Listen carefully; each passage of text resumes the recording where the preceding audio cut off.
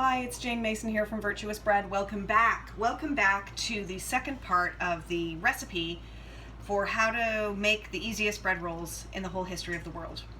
I hope that many of you have followed along. I hope you have seen the recipe. Can you see this? No, you can't because the light's in the wrong direction. It's a big white piece of paper, so I'm not going to show that. But what I will say is if you go to the website, you'll see the recipe: flour, water, yeast, and salt.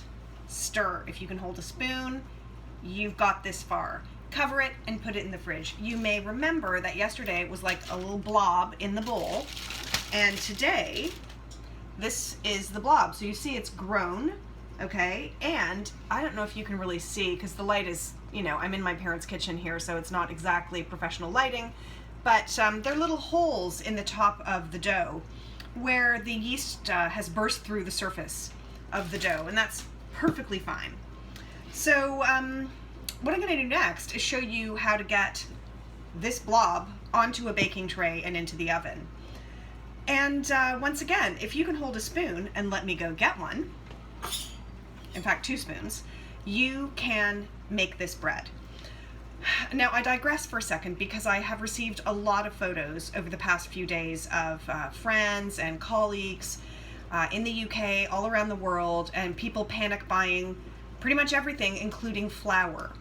Now, what I'm really hoping is that some of you actually use that flour to bake bread, and this is a great recipe to start with because it's 4 ingredients with optional seeds or cheese or raisins, and it's stirring, putting in the oven overnight.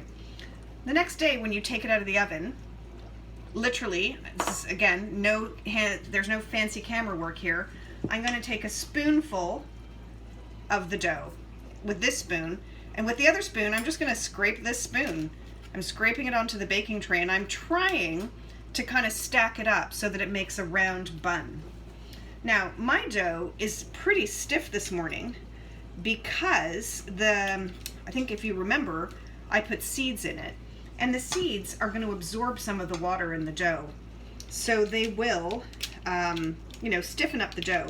Now, if your dough happens to kind of slide off your spoon into what is much more of a frisbee than a baseball, you can try and sort of stack it up on itself, fold it over a few times, kind of like folding up paper.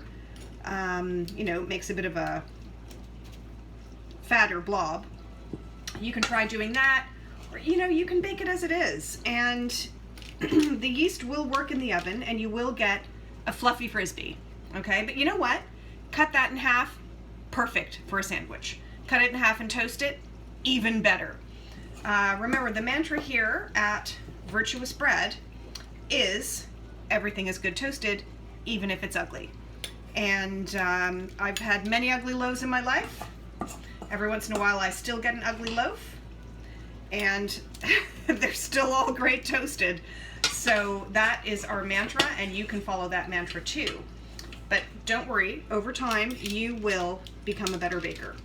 So I have taken out enough dough to fill this tray. So here it is. See those funny wonky blobs? They're at the risk of sliding off the tray if I hold it up here much longer. And all I'm going to do is put this into an oven that's preset at 450 degrees Fahrenheit or about 230 degrees Celsius. I'm going to pop them in on the middle shelf.